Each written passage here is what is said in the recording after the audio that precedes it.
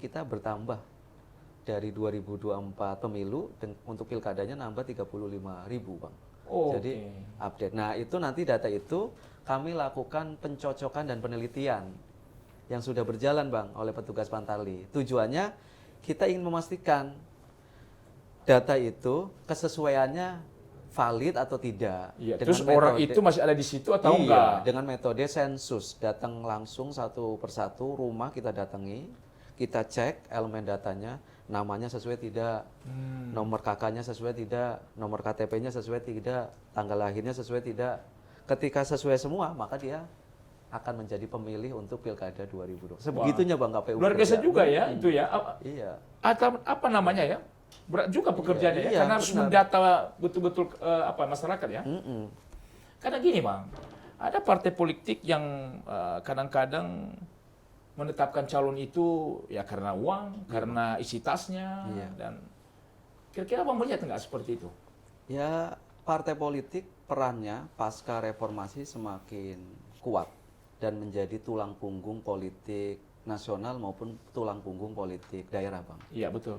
Jadi kalau partai politik baik, mapan, itu akan menjadi tulang punggung politik yang kokoh.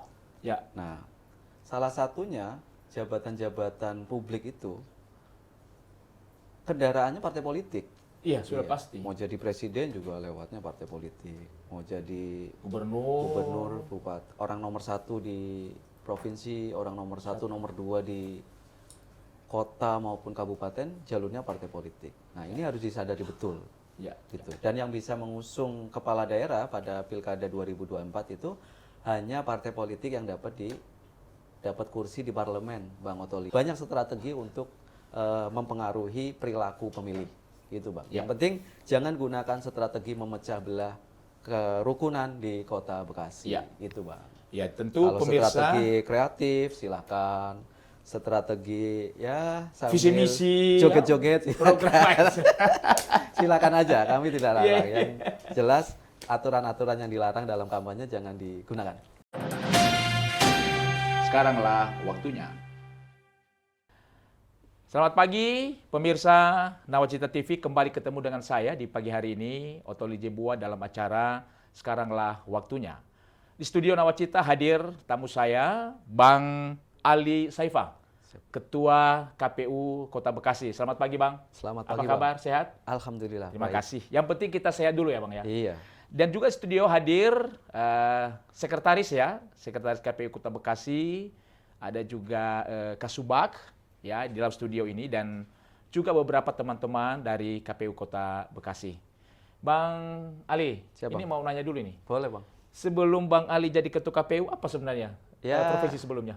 Profesi saya sebelumnya ya tentu profesi-profesi yang dihalalkan secara agama. Sudah pasti yang halal ya. Ya, bekerja, berorganisasi, bermasyarakat. Kira-kira demikian Bang. Nah, tahun berapa masuk KPU? Mas, memulai perjalanan sebagai penyelenggara pemilu itu saya ya Bang. Iya. Sejak tahun 2017. Oh, 2017 ya? 2017. Waktu itu saya menjadi salah satu anggota panitia anggota PPK. Oh, PPK. Kecamatan Mustika Jaya. Oke, Saat terus itu, Bang. langsung 2017 jadi anggota KPU lah ya? Iya. Dan sekarang dipercaya jadi Ketua KPU Kota Bekasi ya. Terima kasih. Nah, ini Bang Ali, ini kan sudah selesai kemarin Pileg ya? Iya. Pileg dan Pilpres di Februari. Nah, sekarang apa sekarang yang dikerjakan oleh KPU Kota Bekasi? Ya, yang pertama kami merasa bersyukur ya Bang. Alhamdulillah pelaksanaan Pileg Pilpres di Kota Bekasi berjalan baik, lancar, dengan segala dinamika dan kekurangannya. Setidak-tidaknya ada 2 parameter tuh yang menunjukkan Pileg Pilpres di Kota Bekasi meningkat prestasinya. Yang pertama partisipasi meningkat. Lalu yang kedua, angka kecelakaan kerja yang dialami oleh penyelenggara pemilu mengalami penurunan yang signifikan. Nah, alhamdulillah hasil pemilunya setelah ditetapkan di Kota Bekasi telah ditetapkan 50 anggota DPRD Kota Bekasi. Kota Bekasi. Nah, selanjutnya kami setelah pemilu ya konsentrasi melaksanakan hajatan besar selanjutnya yaitu Pilkada 2024. Gitu, Bang. Ya, nah, menjelang Pilkada 2024 di Kota Bekasi, kalau kita melihat jadwal kan pemungutan suara itu kan 27 November ya. Benar. Tapi kan ada tahapan yang harus dilalui. Nah, bisa dijelaskan kira-kira tahapan apa yang penting harus diketahui oleh masyarakat? Ya, kalau bicara tentang pelaksanaan Pilkada 2024, yang pelaksanaannya sudah dapat dipastikan pada tanggal 27 November, hari Rabu tahun 2024.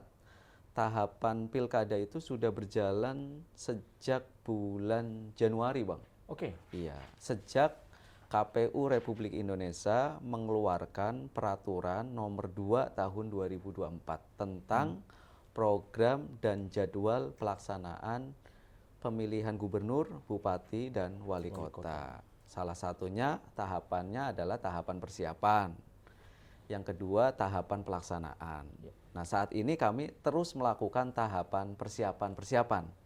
Salah satunya yang terakhir adalah penyusunan dan pemutahiran data pemilih. Ya, karena pasti ada ya dari dalam kalau Februari menjelang ke November kan ada berapa itu? 7 bulan ya? 7 bulan. Pasti ada pemutahiran lagi ya? Iya, pemutahiran. Yang pertama kami pastikan siapa sih Bang nanti yang akan milih, kira-kira demikian. Yes, Nah, yes.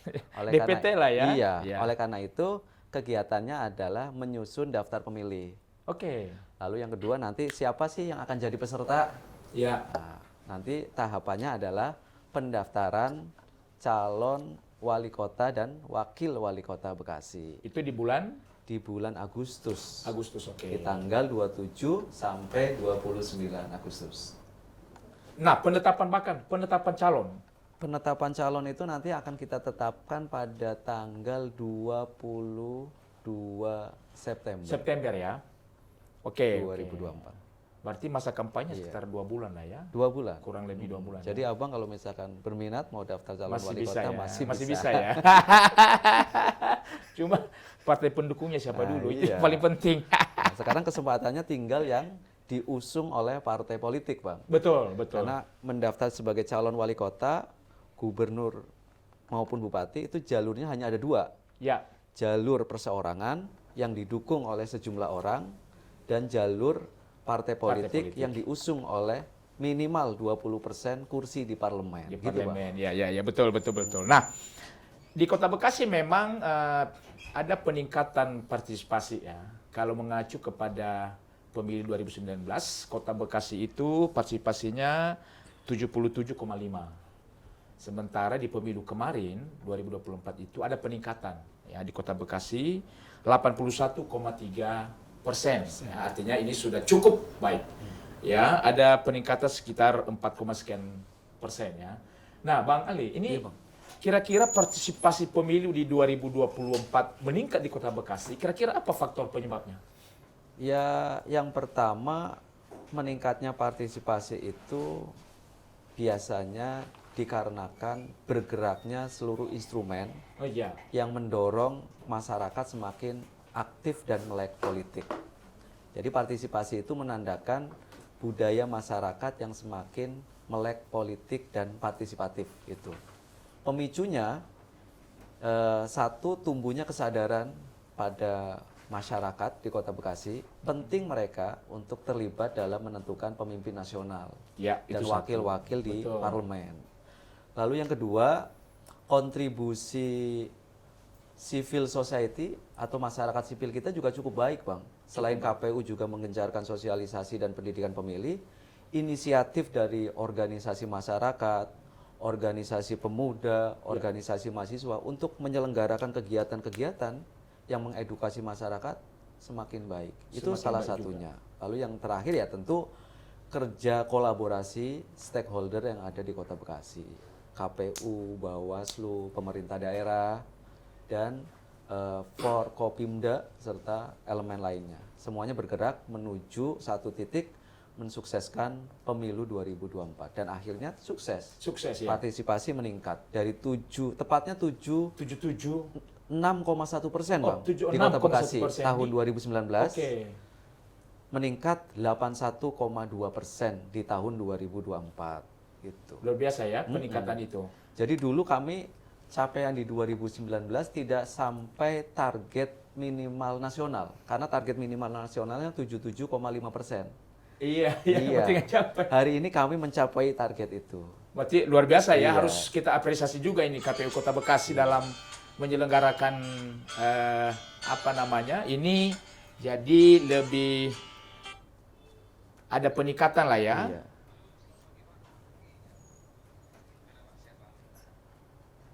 Yang paling kita apresiasi sebenarnya warga masyarakat Kota Bekasi, Bang, yang semakin partisipatif, itu aktif gitu, Iya, dan iya. ikut serta, itu penting, Bang. Nah, kembali kepada partisipasi masyarakat tadi ini. Ini memang jadi penting dalam setiap pemilu lah ya. Nah, kalau kita melihat DPT Kota Bekasi di 2019 ya, ada 1.680.120 di 2019. Iya. Yang kemarin 2024 itu di data yang saya dapat 1.809.575. Berarti dalam waktu 5 tahun ada peningkatan sekitar 127.000 Pemilih ya, Bang ya. pemilih. Ya. Nah, kira-kira ada penambahan nggak di menjelang kira-kira berapa angka penambahan dari Februari ke November nanti? Iya. Untuk Pilkada 2024 daftar pemilihnya sedang kami lakukan penyusunan, Bang. Oke. Nah, kalau saat pemilu, pemilih kita sebanyak 1.809.574 orang. Estimasinya untuk Pilkada 2024 ini kita akan meningkat pemilihnya meningkat 35.000, Bang. Oh, kurang Iya. lebih 35.000 Iya, ya. meningkat. Jadi kurang lebih di angka 1.845 sekian. Itu faktor penyebab apa peningkatan 35.000? Ya, pertama generasi masyarakat yang usianya sebelumnya belum tembus 17 sudah cukup sehingga Ya. pemilih pemula bertambah. Lalu yang kedua ya selain itu karena Kota Bekasi adalah kota urban ya, Bang, ada Ya. saja yang keluar masuk. Betul. Gitu. Meskipun kita yang keluar banyak karena ternyata warga Kota Bekasi luar biasa, Bang. Banyak yang kuliah di luar negeri, Betul. banyak yang kerja di luar negeri. Nah, ini menunjukkan Kota Bekasi memang luar Maju, biasa, keren. Kota luar biasa Bekasi menurut saya. keren. Iya. Nah, tapi satu sisi Kota Bekasi juga menjadi magnet orang daerah pengen datang Ya. ke Kota Bekasi karena pengen bekerja, Iya. pengen meningkatkan taraf kehidupannya. Luar biasa menurut saya Kota Bekasi harus kita cintai, harus kita kembangkan agar menjadi kota yang luar biasa keren lah kira-kira. Iya. Ya memang Kota Bekasi kalau saya melihat memang dikenal lebih kepada kota jasa ya. Karena memang di Bekasi itu banyak bisnis lah ya di daerah 2000 itu kan pabrik-pabrik semua. Jadi memang jasa yang dikembangkan di Kota Bekasi ya. Nah, saya melihat hal itu. Nah, tadi pertambahan 35.000 itu kan artinya tadi umur yang tadinya Februari belum umurnya 17 sekarang bisa. Saya mau tanya itu otomatis atau harus otomatis didapat dari data itu otomatis kita dapat dari data yang ada di Dukcapil. Dinas Kependudukan Dukcapil? Iya, Bang. Karena yang memiliki data penduduk itu kan Kementerian Dalam Negeri ya, Bang ya. Ya, betul. Sehingga kami setiap datang momentum pemilu maupun pilkada, kami itu memiliki hak menerima DP4, daftar penduduk potensial pemilih. Apa update lah ya, update data. Nah, itu diberikan oleh Kemendagri melalui Dirjen Dukcapil, diserahkan ke KPU RI, lalu dari KPU RI diserahkan ke kita untuk di Kota Bekasi. Dan itu pemilih kita bertambah dari 2024 pemilu untuk pilkadanya nambah 35.000, Bang. Jadi update. Nah, itu nanti data itu kami lakukan pencocokan dan penelitian yang sudah berjalan, Bang, oleh petugas Pantali. Tujuannya kita ingin memastikan data itu kesesuaiannya valid atau tidak. Iya. Dengan Terus orang itu masih ada di situ atau iya, enggak? dengan metode sensus, datang langsung satu persatu rumah kita datangi, kita cek elemen datanya, namanya sesuai tidak, nomor kakaknya sesuai tidak, nomor KTP-nya sesuai tidak, tanggal lahirnya sesuai tidak. Ketika sesuai semua, maka dia akan menjadi pemilih untuk Pilkada 2020. Sebegitunya Bang KPU. Luar biasa kerja. juga ya itu ya. Iya. Atau apa namanya ya? Berat juga pekerjaannya ya, Iya, karena harus benar. mendata betul-betul masyarakat ya. Termasuk kalau Pak Otoli nanti kita lakukan coklit, statusnya berubah atau tidak. Gitu. Betul-betul, istri masih tetap, Iya. anak juga masih gitu ya. Ah, iya, sampai segitunya Bang KPU Kota Bekasi. Jadi kalau pingin tahu warga masyarakat Kota Bekasi sudah nikah atau tidak perlu tanya ke dukun Bang, tanya ke KPU Kota Bekasi. Iya, pasti tahu. Pas karena data juga lebih lengkap di situ ya. Lengkap Bang. Nah, oke, Bang Ali. Tadi Kecuali malaikat Israel kapan mau datang kami nggak tahu. itu pun harus terupdate lagi kan. Jadi gini Bang Ali, mengingat 2024 ini kan partisipasi ini kan meningkat ya. Iya Bang, siap. Tapi ada beberapa orang berkata wajar saja memang meningkat. Kenapa? Karena selain Pilpres juga ada pileg yang serentak, Iya Bang. DPRD, DPR RI, DPD, DPR Kabupaten Kota. Tapi ada berkata ini bukan hanya faktor kesadaran. Iya. Tapi masyarakat katakan bahwa ada faktor pendorong. Iya, Pak. Pendorongnya apa? Ya katakan money politik. Iya. Kekuasaan. Nah, saya mau tanya sama Pak Ali. Di Kota Bekasi kira-kira melihat nggak ada seperti itu dalam penyelenggaraan pemilu tahun 2024? Iya. Baik pemilu maupun pilkada itu secara garis besar adalah normatifnya dia sebagai sarana kedaulatan rakyat ya Bang ya. Ya, betul. Tetapi secara pendekatan perilaku dia adalah kontestasi politik. Kontestasi politik yang dibuat sebagai mekanisme untuk menduduki jabatan-jabatan politik. Dalam prakteknya kalau pendekatan perilaku ada aja Bang hal-hal yang seperti itu. Ya namanya ingin menggapai sebuah tujuan kan banyak variabel yang digerakkan. Betul. Oleh karena itu kuncinya agar Pilkada 2024 berjalan sesuai dengan kaidah adalah ketaatan terhadap aturan main yang sudah ditetapkan dan disepakati. Sepanjang itu bisa ditaati, tentu akan siapa yang berani melanggar, misalkan dalam aturan kampanye kita dilarang melakukan isu yang akhirnya merobek kerukunan umat, Ya, kerukunan isu masyarakat, isu sara. Nah, kalau tidak taat ya siap-siap aja bisa mengarah kepada hukuman pendiskualifikasian Bang.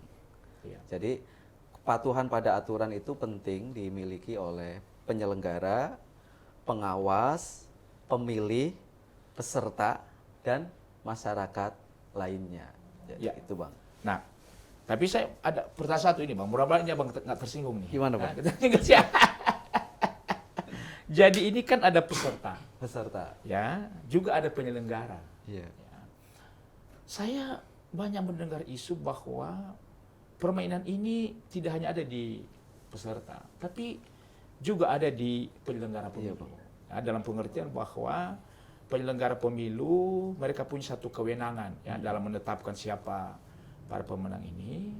Kan mereka ya tahu persis seperti apa ini jumlah suara. Iya, Bang. Tapi banyak isu mengatakan bahwa ya di KPU bisa saja ada permainan di KPU yang dilakukan penyelenggara. Nah di Kota Bekasi seperti apa ini Bang? Ya kalau saya boleh katakan yang seperti itu hanya rumor Bang. Rumor ya? Rumor. Artinya tidak benar Ya, rumor. bahwa penyelenggara itu bisa mengatur ya? Karena kekuatan pemilu dan pilkada itu kekuatannya pada sistem dan aturan. Ya. Dan pemilu kita itu di tahun 2024 itu pemilu yang ke-13 yang sudah dilaksanakan sejak tahun 1955. Ya. Terus dialami perbaruan aturan mainnya sehingga menurut saya sangat keinginan untuk curang mungkin ada, tetapi dalam pelaksanaannya sulit, Bang. Sulit ya, Iya, karena baik sudah itu terkunci dengan aturan main baik ya. itu dilakukan oleh peserta maupun dilakukan oleh penyelenggara maupun dilakukan oleh pengawas ataupun pihak-pihak lainnya yang coba berbuat curang. Karena pemilu ini berangkatnya kan urusan sistem politik. Betul. Yang ujungnya diukur dengan angka matematik, Bang. Betul. Hitungan angka lah. Iya. Iya. Politiknya ilmu sosial, tapi ujungnya ilmu matematik. Matematik kan angka. Berapa suaranya, Betul. ya kan? Nah itu terpantau semua Bang, sejak penghitungan dari TPS. Ketika terjadi beda sedikit saja, saksi peserta pemilu Bisa protes. bisa melakukan protes. Sepanjang datanya kuat, maka yang datanya kuat itulah akan digunakan. Jadi saya rasa bagi kita semua untuk pelaksanaan pilkada dan pemilu ke depan ya harus siap mengikuti kontestasi politik secara fair. Nah, di Kota Bekasi ada hitung cepat, quick count. Di Kota Bekasi. Cepat itu dilakukan oleh pihak di luar KPU, boleh saja Bang. Kalau KPU Kota Bekasi tidak melakukan hitung Tidak cepat. ada ya? Iya, kalau KPU Kota Bekasi melakukan rekapitulasi suara berjenjang. Dan itu yang akan menjadi acuan KPU Kota Bekasi untuk menentukan siapa suara terbanyak, siapa yang mendapatkan kursi kalau untuk pemilu, kalau untuk pilkada siapa yang akan ditetapkan menjadi calon terpilih. Nah, urutan pengumpulan suara itu mulai dari TPS. Iya, Itu kan TPS kan kelurahan lah ya. Harus bawa ke kecamatan. TPS itu tempat pemungutan suara ya Bang ya? Iya. Dia institusi KPU yang paling bawah. Betul. Dia adanya di level RT RW. Betul. Ya, nanti setelah di situ dilaksanakan pencoblosan, dilaksanakan penghitungan, lalu direkap di tingkat kelurahan. Oke. Setelah direkap di kelurahan, hasil-hasilnya bisa disepakati. Kalau yang masih belum sepakat, silakan dibuktikan, lalu diadu data, ada mekanismenya untuk akhirnya bisa ditetapkan. Kalau sudah di kelurahan kita rekap di kecamatan, kalau sudah di kecamatan kita rekap di kota, tingkat kota yang akan melakukan KPU Kota Bekasi. Ya, arti final pengumuman KPU Kota. KPU Kota Bekasi untuk penetapan calon kepala daerah terpilih di tingkat Kota Bekasi, wali kota dan wakil wali kota. Kalau gubernurnya di Provinsi Jawa Barat. Betul, di Provinsi Jawa Barat. Ya, kalau kita melihat Kota Bekasi, Iya, Bang. ya, ada 56 kelurahan. Dari mana kelurahan? 56 kelurahan, ada 12 kecamatan. Dari data yang ada, TPS-nya ada 7.078 ya. Saat pemilu. Saat pemilu. Iya, kalau pilkada nanti 7.361. Oh, bertambah. 7631, maaf. 7.036 3671 ya. Oke. Untuk pilkada. ya. Oke, nah.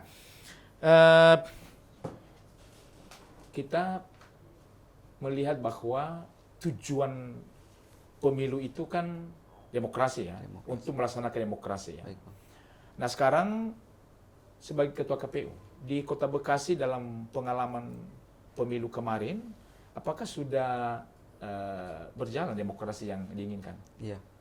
Ya, kami melihat pelaksanaan pemilu itu sebagai tindak lanjut mengimplementasikan amanat konstitusi ya Bang ya. Pasti. Iya, karena di pasal 1 dijelaskan kedaulatan berada di tangan Di rakyat, tangan rakyat. dan dilaksanakan berdasarkan undang-undang. Ya. Jadi makna kedaulatannya adalah melibatkan masyarakat untuk ikut serta menentukan pemimpin pilihannya. Ya. Dan sejauh ini alhamdulillah masyarakat kan ya mulai menyadari ya Bang ya, Ya. sehingga partisipasi juga tinggi. Jadi saya rasa itu sudah berjalan dengan baik. Hak pilih masyarakat kita lindungi, masyarakat juga dengan prinsip langsung umum bebas rahasia bisa menentukan pilihannya. Bahkan saya juga nggak tahu Bang Ya. Otoli milih Siapa? presiden siapa, caleg siapa. Saking Rahasia- rahasianya Bang. saking rahasia ya. Bahkan untuk memastikan benar-benar rahasia itu nggak boleh kita kasih tahu Bang. Betul, Gitu. betul. Mungkin kecuali istri kita aja, jangan bilang-bilang gitu. Itu gitu Bang. Paling di TPS bisik-bisik saja kan. Nah, lalu yang kedua, demokrasi yang sudah berjalan secara prosedur itu Bang. Orang datang, nyoblos kan secara prosedur Bang. Ya. Tinggal secara substantifnya sekarang terletak pada pundak politisi Ya. yang mendapat kursi, yang menjadi pemimpin. Kalau perilaku mereka baik, memanage Betul. uang negaranya baik, menjadi kebijakan publik yang baik, tentu demokrasi semakin baik dan semakin matang. Betul. Outputnya adalah kebijakan publik yang pro rakyat. Kalau ada jalan rusak cepat didandanin. Iya, betul. Kalau biaya sekolah tinggi ya cepat diturunin gitu. Betul. Kalau harga sembako mahal ya cepat dimurahin. Atau gimana? Nah. Kalau nggak bisa dimurahin, pendapatannya ditingkatin. Betul. PR-nya kan gitu. Kalau kita sih lebih milih boleh tinggi, yang penting pendapatan kita naik gitu. Nah, menyinggung Iya, Bang. tadi tentang peran partai politik. Iya, Bang. Karena kan yang mengusung calon kan partai politik ya. Yang pasti dulu di Kota Bekasi, PKS bisa ngusung sendiri ya. 20, karena dia 11 ya. Iya. PKS sendiri bisa, PDIP tidak bisa. Tidak bisa, harus berkoalisi ya. Iya. Nah, kalau melihat ini bahwa ada partai yang bisa mengusung sendiri, tapi ada yang tidak, di mana dia harus berkoalisi dengan. Nah, sekarang peran partai politik ini menurut Iya, Bang. Abang sebagai ketua KPU, ya, kira-kira partai politik dalam menetapkan calon itu kira-kira harus syarat apa yang seharusnya diutamakan? Karena gini, Bang, ada partai politik yang kadang-kadang menetapkan calon itu ya karena uang, karena isi tasnya, Iya. dan kira-kira Bang melihat nggak seperti itu? Ya, partai politik perannya pasca reformasi semakin kuat dan menjadi tulang punggung politik nasional maupun tulang punggung politik daerah, Bang. Iya, betul. Jadi kalau partai politik baik, mapan, itu akan menjadi tulang punggung politik yang kokoh. Ya, Nah, salah satunya jabatan-jabatan publik itu kendaraannya partai politik.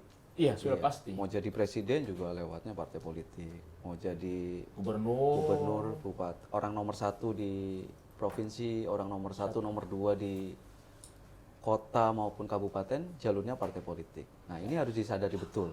ya, Gitu. Dan yang bisa mengusung kepala daerah pada Pilkada 2024 itu hanya partai politik yang dapat kursi di parlemen, Bang Otoli. ya, Gitu. Jadi kalau di Kota Bekasi kemarin diikuti pelaksanaan pemilu diikuti 18 partai, sementara yang dapat kursi di parlemen hanya 9.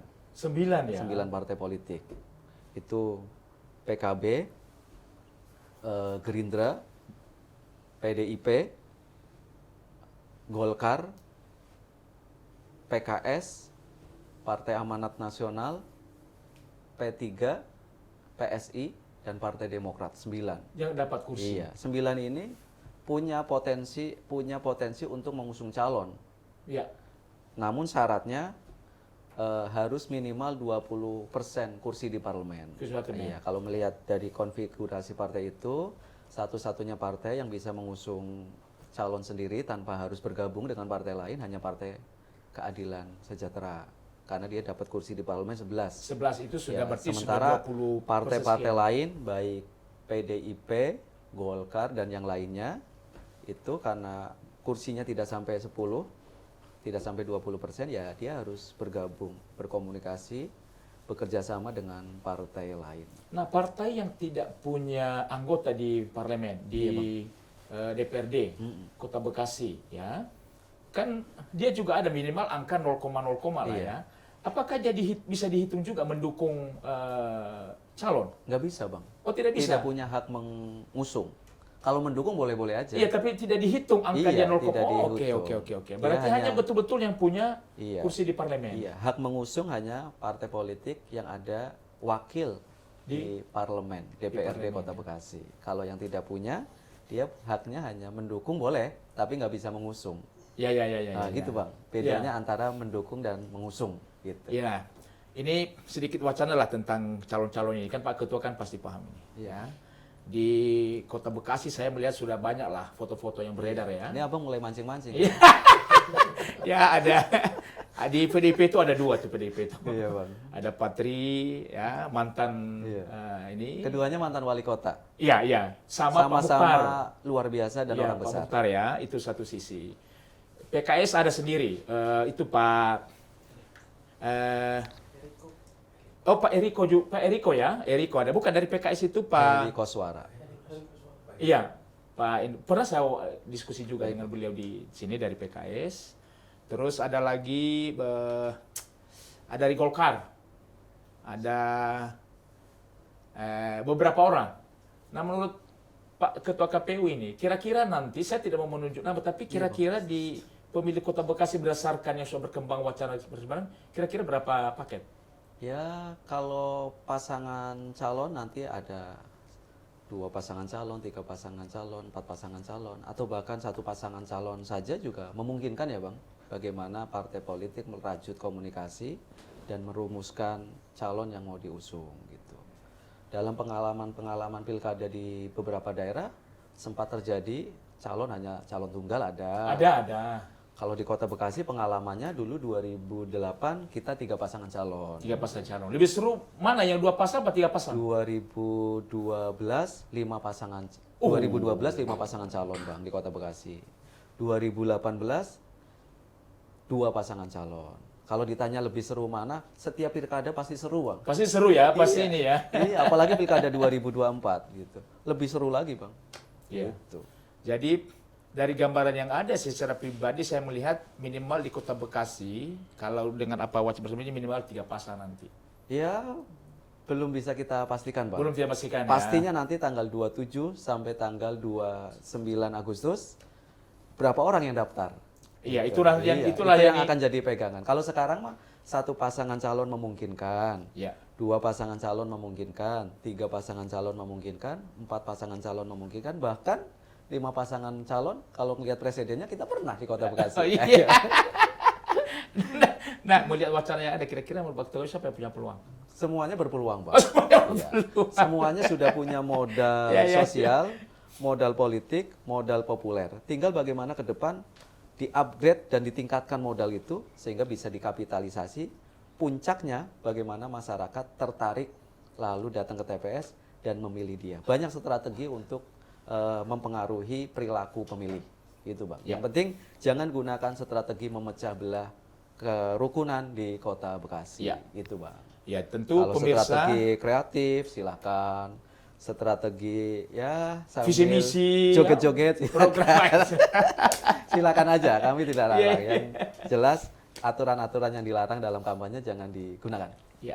Itu Bang Otoli. Pemirsa Media Nawacita TV sudah jelas tadi dari diskusi yang disampaikan bahwa penyelenggara pemilu di Kota Bekasi tentu kita berharap partisipasi masyarakat akan terus meningkat lagi di pilkada ini nanti di bulan November. Tadi ada pesan-pesan dari Pak Ketua KPU supaya menjalankan ya sesuai dengan aturan yang ada, jangan memecah belah, jangan isu sara. Juga bagi yang ikut sebagai peserta nanti kalau bisa jangan pakai money politik. Iya. Kira-kira begitu ya. Baik, Pak. Nah, apa pesan kepada masyarakat Kota Bekasi, Pak Ketua KPU, Pak Ali? Pesan kami kepada masyarakat Kota Bekasi, kami sangat yakin dan percaya masyarakat Kota Bekasi adalah masyarakat yang cerdas, memiliki budaya luhur, sehingga kami himbau agar dalam menentukan pilihan pemimpin ke depan, gunakan dengan alasan-alasan yang rasional. Dilihat rekam jejaknya, dilihat track recordnya, dilihat apa sejauh mana visi dan misinya, dan sejauh mana peran dan kiprahnya di masyarakat. Karena sekali memilih, maka kita akan rasanya 5 tahun ke depan. Betul. Kalau sekali dipilih ternyata enak, ibarat makanan, kesananya enak. Enak. Gitu. Ya, terima kasih Pak Ketua KPU, Pak Baik, Ali. siap, Ya, Pak. senang bisa bertemu, berdiskusi di hari ini. Dan tadi pesan disampaikan, jangan salah memilih pemimpin di Kota Bekasi. Terima kasih pemirsa Media Nawacita TV. Sampai jumpa lagi di hari yang akan datang. Salam sukses dan tetap semangat untuk kita semua.